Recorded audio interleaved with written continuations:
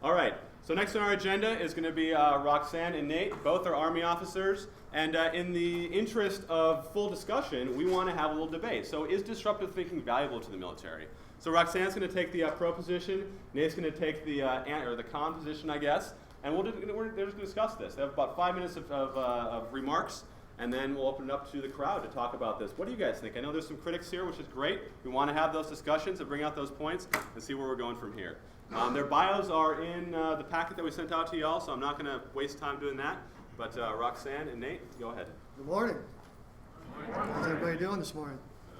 It's pretty inspirational, right? Kind of hard to follow. So I'm Nate Finney, as he said. I'm an Army officer. I was brought into this after Ben and I had conversations. As he mentioned, I was one of the ones we had conversations over email and Twitter, following his Small Wars Journal article.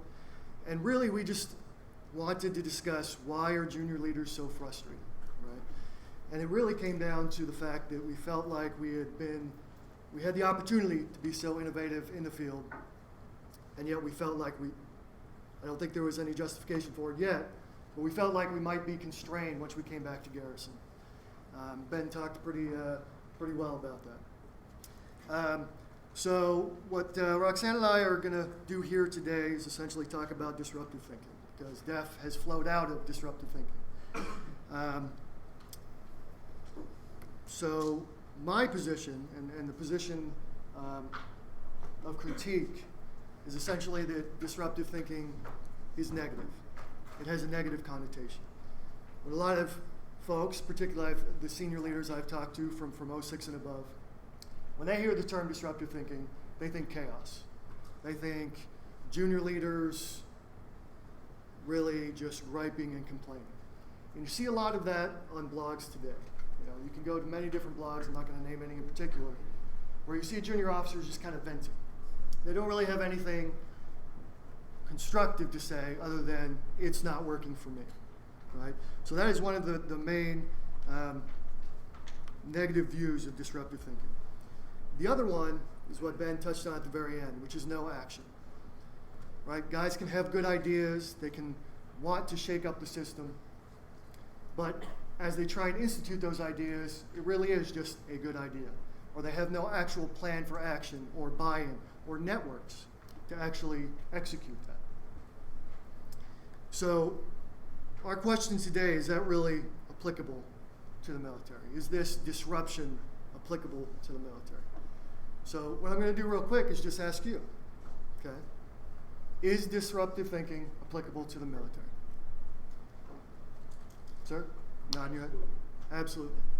Hey, one quick question, one quick thing is you guys do talk, if you can be a little bit louder than you'd normally be, just so we can make sure we pick it up on the mic for the guys on the web. Thanks. So we've got one that says absolutely, disruptive thinking is applicable to the military. Anybody else? Good? It's not. Okay. It's an unnecessary adjective that is applied to thinking period. So if you add disruptive, that means you're giving credence to people who aren't thinking, and Right. you're being disruptive against. So if you just say, I'm going to thinking, Right. then that puts them in their proper place, which is their not. Right. Say the word disrupt, well, talking about thinking, we're thinking, you say that you're meaning individuals thinking, but organizations also think and act. Organizations have to be programmed to behave in certain ways, which is where the word disruptive comes in the business literature, is that a company that's designed to bring a certain product to the market is equipped to create products that there's no market for or that investors don't value. So the whole idea of disruptive is something outside what an organization is designed to do. So in that sense, I think disruptive thinking is valid, that our organization is built to do certain things very well, but it's not built to handle things outside that realm of expertise. That's a great point. And that's real quick, so I'll get right back to this. So this concept, disruptive thinking, disruptive innovation, disruptive technology, actually comes from the business world, right? Actually comes from the Booth School of the East, Harvard Business School. Clay Christensen actually came up with this disruptive technologies, which then morphed in conversations to disruptive innovation. And that got brought into the military as a more disruptive thinking, trying to change processes, not just technologies, right? Sir? It depends on whether you want revolutionary or evolutionary innovation. Disruptive thinking is to create revolutions. Evolutionary innovation is where most of the innovation in the world comes from. So if you think the DoD needs to be changed a lot,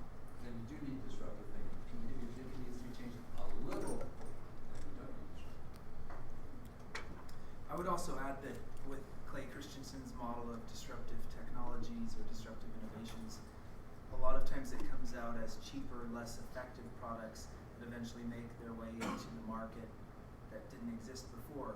When you're considering military issues, people's lives are in the balance. So having a cheaper, less effective product initially might not be a good idea. And that's a great point, because the original idea of disruptive innovation, disruptive technologies, was based on money, right? You're trying to create a product, create new markets that you can then make money off of. Whereas now what we're talking about is a public institution that involves people's lives. Anybody else? I think it's important not to get too caught up in just the kind of Blake Christensen innovation angle of disruptive thinking. I think it's also good to think about how systems, especially bureaucracies, kind of tend to devolve over time. And the same thing goes for big corporations. A successful resource advantage corporation is going to build up silos. It's going to build up inefficiencies over time. It's a natural process. And for me, I think disruption, one of the big things about disruption is trying to break up those silos, trying to break the status quo thinking, and kind of do that continual weeding that's needed. You got to weed out the parasites and the things that are inhibiting growth, inhibiting new thinking, inhibiting kind of that open, creative framework of what could happen in an uncertain, chaotic world. And we cannot just be kind of hidebound by one paradigm. We have to disrupt that tendency. Brett? I think, hunching on his point, and the point just made, I think the issue is we need to think and set the conditions for disruptive decisions. In other words, talk about evolutions and revolutions, and I don't know this model that was going on before, but what is it that you're trying to decide to do? And if that breaks the paradigm, you need someone who's going to have the stones to make those decisions. The thinking is the thinking, but it's the decisions that are necessary are really where we need to help. So it's the execution. Well, it's not just the execution, it's beyond execution, saying, yes, I believe in this, we got to go and stick with it. Sorry, you have a point? The thing about it is, branch on what Peter Munson had to say, bureaucracy in particular, especially something as big as DoD, takes on momentum all itself. Yeah. And there are people thinking inside of the system, but they're thinking along the lines of that bureaucracy and the direction it's moving. The importance of disruptive thinking is making people stop, take a look at it, look at things differently, think about it, say, okay, maybe that has merit, and then you have to get somebody's attention, somebody that is able to make a decision and change the pattern. That's the hard part. I think, for me, one of my biggest criticisms is absolutely, I think everybody here would agree that the military is a gigantic bureaucracy that sometimes goes off on its own, just continues what it's doing because that's what it does. But I also think the military has processes and it has things that it does for a reason. So as we get into this disruptive technologies, this disruptive thinking, and actually executing disruptive ideas, we have to be cognizant that some of those things are done for a reason. And so we need to be very careful of what we're changing and the effect that we're having. Sir?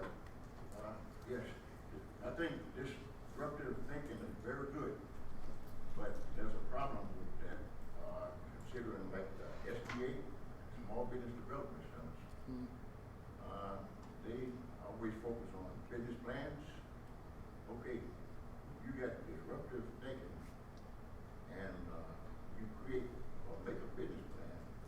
They still don't know what the hell you're talking about. And I experienced that because I'm an inventor myself. I've been on a project for 13 years. They don't know what the hell they're talking about.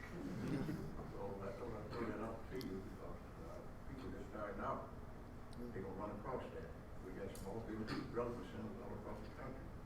They don't have no one that can sit down and reason with people who are technology inclined.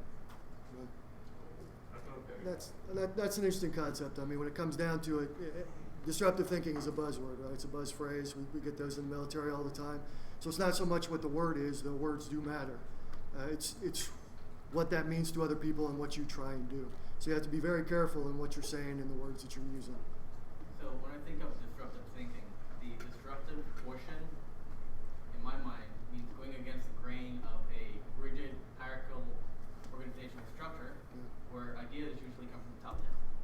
So if anybody in this room is not a 09, I guess, and you're at the bottom working up, then yeah, you're disrupting the flow, which is, big ideas, spay war, pushing down to the sailor versus the other way. So you're swinging upstream, and that's very disruptive. Right.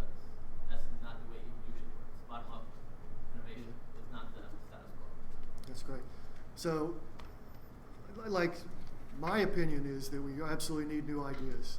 But I also think a lot of this frustration, particularly with junior leaders, is not so much that they have good ideas that people aren't seeing. It's that we need better accountability within the military towards folks who have these ideas. We need better talent management of them, talent management of everybody, not just the people who actually have great ideas and lots of energy, as well as leadership that can actually look down and see this kind of thing. We obviously have a lot of great leaders who do that. We've got a lot of great senior leaders like General Mullen and others who are actually here supporting the movement or supporting it from afar. So really appreciate the discussion on disruptive thinking. I think we had a pretty good balance of what is good and what is bad. But I want to actually transition to Roxanne. I think she's going to discuss innovation. And I personally think taking it to the realm of innovation versus disruptive thinking is actually a much more beneficial way of looking at it. Thanks. So I was supposed to take the sort of positive, optimistic side, and then on Thursday I had a safety brief for an hour that sort of ended with don't drink and drive, and I was standing there thinking like I can't do it, you know, like I can't be positive about this. And it's not just sort of the small stuff. So like I guess I came of age with Iraq and Afghanistan, and I was at Harvard and was fortunate to see a lot of senior officers coming through. So people like John Noggle talking about things like, you know, we really need to consider economics and history and like the social context in which these wars are happening. And I thought, like, we're not doing that? Like, that, you know, that seems, and not to be flippant as in like, oh man, I could have figured this out yesterday, but more as in, I was just really shocked at how like even marginal changes were really difficult, and seeing people sort of with good faith fight what they thought was the good fight, and at the end just say, you know, I tried, and like I wish you the best, but I'm not entirely positive that it's going to have results. So instead, what I tried to do is frame what I think the best role that innovation could have in the military. That's not to say I think that's where we are right now, but you know, if you ask me like where would you like to see the role of innovation in the military, that's what I'm going to try to outline for you, and then, you know, interrupt me at any time or tell me I'm wrong, because, you know, I am young, but I feel like we all come with a particular bias. So I'm Army, I see military, I try to think military, I'm probably thinking Army, and things like that. So, you know, happy to hear other discussions along the way. But what I tried to do in talking to some of my mentors about this discussion was to frame it two ways. So the role that innovation has played, and then the role that it should play. So I wrote an article interviewing John Noggle a couple months back, maybe. I don't know if you saw it, we put it on DEF, but I thought he kind of did a good distinction between high-end innovation and low-end innovation. So what Noggle said, and I kind of agree with, is that the military, meaning all the services, was really good at high-end innovation. So those are sort of things that you can explain, like this is a plane, here's what it does. We're not very good at low-end innovation, is, you know, the claim that I'm going to make. So those are things that are like a little bit more airy-fairy. It's an operation. It's a way of thinking about things. It would be something like, how do we fix sexual assault? That doesn't have an app. You know, that's just a lot more complicated. It's very human-centric. I don't think the military is very good at that. And then what role I think innovation should play in the military, I guess the one-line answer would be a larger role. But I think that Colonel Yingling asked me the question when I was telling him about DEF and getting all excited. It's like just wondering, like, what problem are you trying to solve? And I was like, oh, interesting. That's probably where you should start with innovation, is like, what problem are you trying to address, and then go from there, as opposed to almost reverse engineering, coming up with a justification for this cool new thing you did. And so I think that the role that innovation should play in the military is really thinking hard about what problem you're trying to solve and trying to take the long view for that. So just historically, as I mentioned, I think that the military is very good at high-end innovation, and the reason I think that is there's just a lot of constituents for that. So the obvious one would be Congress. You can explain the sort of economic benefits of a high-end innovation, such as a new plane, you know, a new naval development, something like that. You have DARPA. You have people who are sort of looking out for this, both for economic incentives and then maybe for just ones of you know, personal interest. I just think that area is being really well taken care of. There's no constituency for things that are, like I said, more airy-fairy, and so I think that might be one of the reasons why historically the military struggles with low-end innovation. So a claim I think we could make is that the military has really struggled to confront the challenges of recent wars, and by recent I mean from 1960 on. And it's really, you know, painful to say, but I think you can make a good face good claim that the military has failed to adapt to irregular warfare from Vietnam on. So, we're losing wars, and that's what we're supposed to do. Like the role of the military is to fight and execute our nation's wars. And that's not to say that there's not a lot of people working really hard to do that, but if you look at a scorecard and you think that our job is to fight wars, then we have to look at the recent wars, and those are Vietnam, Iraq, and Afghanistan, and just sort of ask ourselves, do we really think that we innovated on the low end there? So on the high end, you saw, combat engineers is a great example, a whole new branch almost that was rolled out to incrementally deal with improvised explosive devices. But did we have a strategy linking any of these cool new technologies to the end game? I think you can make a pretty good case that perhaps we didn't. And then all the other things, so human capital, how we manage military talent, operations, sexual assault, these are all sort of really tricky problems that the military is struggling to innovate with. So that's why I claim that low-end innovation is where the military struggles. And then just going forward, what role do I think innovation should have in the military? I think force structuring is huge. So politicians and people kind of sporadically get involved in military issues. They have a lot of things to think about. But force structuring is decades, maybe a 50-year process. It takes that long to grow generals, to create doctrine, etc. So I think, that's something that we could really look at. I think something else that maybe innovation could really tackle, and this sounds weird because it's looking backwards, but is a true AAR on Iraq and Afghanistan. So as we go forward, I think there's a lot of, that's old stuff. We're so tired of looking at that, and it's painful. I think that a good comprehensive, no sloppy thinking AAR of these wars perhaps could yield future innovations that look at things like how do you train indigenous populations using both unconventional and conventional forces. Things like that. I was really shocked to see that it took 10 years to incorporate women into counterinsurgency. So we talked about population-centric counterinsurgency and neglected 50% of the population, perhaps because that sort of reflects the military's demographic breakdown. But things like that, a true AAR of where we've been might be a really good roadmap to where innovation can take us. And then I would just kind of end with saying for innovation going forward, if we could just continually make sure we ask what problem we're trying to solve.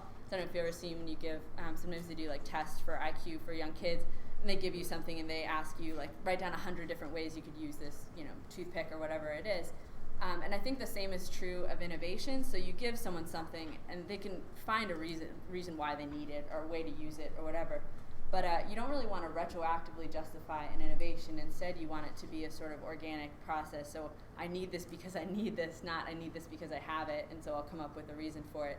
And smart people can always justify things, which is sort of a danger in this innovation. So I guess the closing thought I would leave with is just ask what problem we're trying to solve before we get so excited about the new app or the new technology that's sort of at our fingertips. So we've talked innovation, disruptive thinking, action, networks. So that's why the three of us are here. We're here talking to you. So why, I'd like to know why all of you are here. This is the very beginning of the conference, right? So why are you here? Anybody? Come on, don't be shy. Go. Coming from the civilian side, I've seen more disruptive thinking come out of the military. My exposure has been more of the special operations, special forces side of things. There's a massive cultural disconnect that very few people understand what's actually going on. I'm trying to figure out every guy, I try to hire as many of these guys as I possibly can, whether I'm working with the Rubicon guys or hiring people to run rock climbing gyms. They're some of the most innovative, disruptive thinkers I've ever met. They're actually practicing human-centric design without even knowing it. I think there's definitely ways of looking at it. I think advisory thinking exists more in the special operations, special forces communities, but I've also seen it from plenty of E5s. I'm really curious as to how what the entrepreneurial side of things is benefiting from, how we kind of reinstill that, help to train these guys who are in the military serving. They can understand how what they're practicing is actually applicable in the private sector.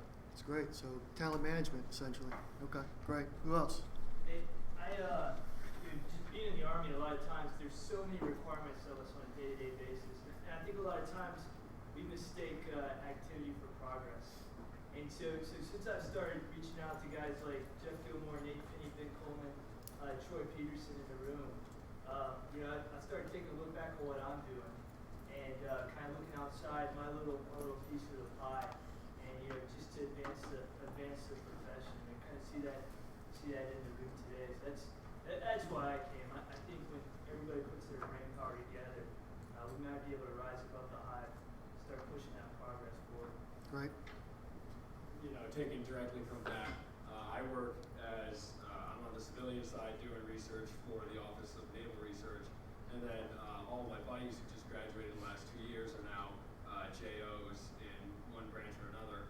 So looking at, talking to them and thinking about, okay, these are their day-to-day problems, but they have flight training to think about. They're not thinking about those problems outside of their bound. Yeah. So somebody, with a different, so take me, and I'm not saying necessarily I have more time, but looking at it from a different perspective and thinking about, okay, how would we tackle this problem if you did have time, if you did have the resources?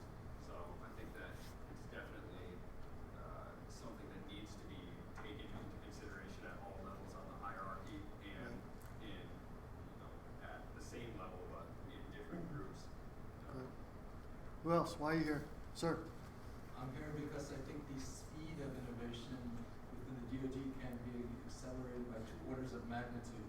I just spent 20 years in Silicon Valley, and I just spent the last 5 years with DARPA. DARPA is moving a lot faster than most of the DoD, but the private sector is still moving 100 times faster than DARPA is. So the gap is enormous. It's gigantic. That's right. Who else? I'm a senior at the Naval Academy, so I'm on the younger side of things, but I met Ben over the summer, and I'm trying to bring it to my school because, we go to class when we do our sports and stuff, and I think there's a lot of potential that we just bury and we don't really pay attention to. So I'm trying to bring this over to our side and get it going while we're still just going to school. I'm a military nurse, and I think you see that innovation is about 20 years behind the civilian world and how that can really affect a human life. It kind of scares you. So I'd like to bring some of this to the military hospitals. Bring new technology in. Ma'am, go back. I'm here with AFCIA, and one of the things, I've been there for 20 years, so I've been going to conferences and things like that, and I've seen the innovation, I've heard it talked about. So what I'm here to hear is, how does it get from that new ideas, which were new 20 years ago, and it takes 6 years to finally be heard by somebody, or it takes 10 years before I finally can write about it and say, okay, 10 years ago we said we were going to do this. 10 years ago it was a disruptive idea, but now it's just wiring from being it. That's interesting. A lot of comments about speed. Well, that's my thing also. I've been working on a project for about 6 years. I'm a civilian contractor. Developed a system that 6 years ago I would walk into Army groups and they would look at me like I just sprouted an extra arm. Now I walk into meetings after 5.5 years of talking about it and educating and getting people to think. Now I'm walking into rooms and people are saying, well, this is how we should do it. So how do we make it happen? And by 2020 we'll be able to do it. Okay, I've been working on it for 5.5 years. I can give it to you in 8 months, but requirements are such that we can do it by 2020. Interesting. I like to think I'm a young, youthful, vigorous guy, then I realize people who are younger than me are pinning on 06, so I'm no longer as young as I think. So I need to be with people who are actually the next generation of thinkers, because I realize I think I've plateaued. I need to rethink. I've been working in the cyberspace realm, mostly in the training and C2 integration piece of it, and it's in and of itself disruptive inherently, because you've got all of these different folks who, some of whom can't even spell words like Jomini and Clausewitz, who are saying we're warfare, and you have other people who are just super tech who want to do all this crazy stuff, and so they think they're doing something different, and just trying to figure out what's really disruptive and innovative, and what's really doctrinal and just works, and trying to help figure out the differences and distinctions between those things. So understanding how people who are new and innovative and technically focused think helps me figure out what's compelling and convinces them that this is really a change and this is really necessary. Great. I'm kind of here because I just finished up my my master's on it, and I did my dissertation on force structure for the Marine Corps. And I was reading actually quite a number of the guys who were in this room, like your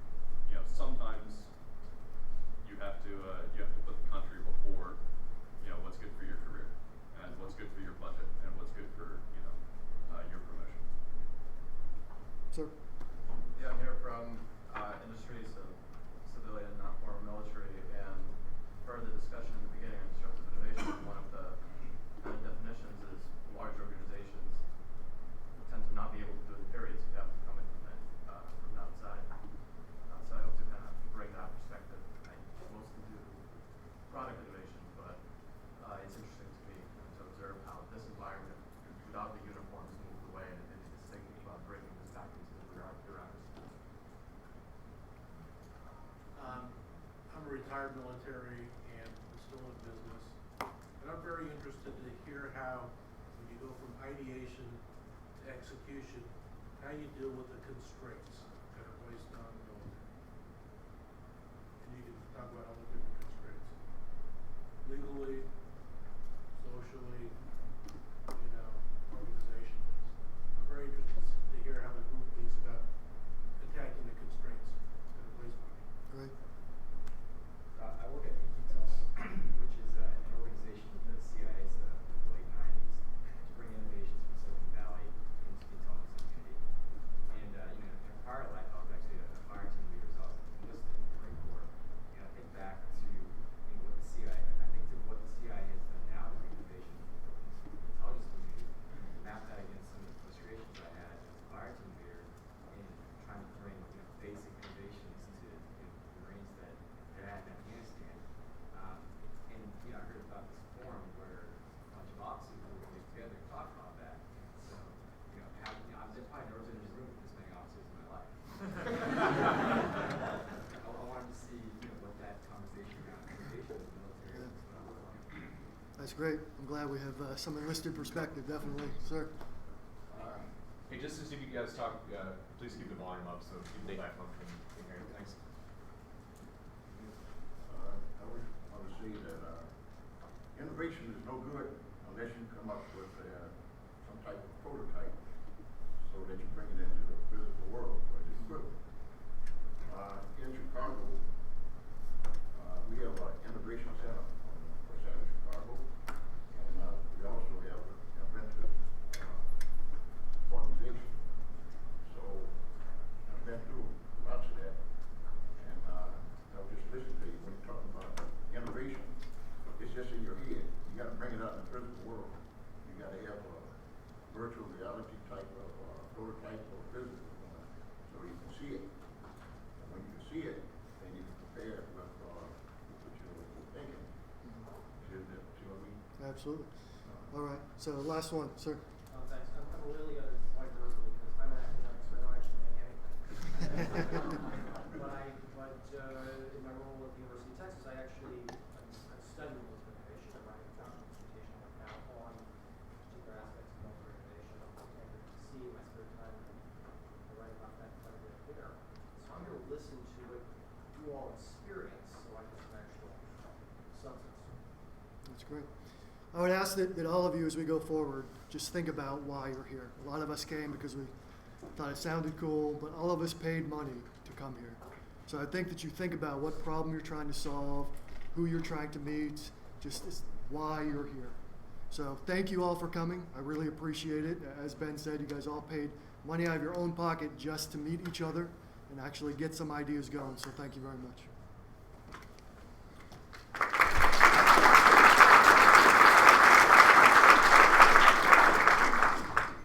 Nate and Roxanne, thanks so much for that great discussion. Next on the docket, we've got Lieutenant Commander Ben Armstrong, or BJ Armstrong. Read his bio. He's a published author, working at a very high level in the Pentagon right now, successful department head of the helicopter pilot, and I think he has a very compelling presentation for us. So without further ado, BJ? Oh, I guess we take a 5-minute break for restrooms? Yeah, it's possible. Okay, we'll take a 5-minute break, come back, and BJ can prep his slides.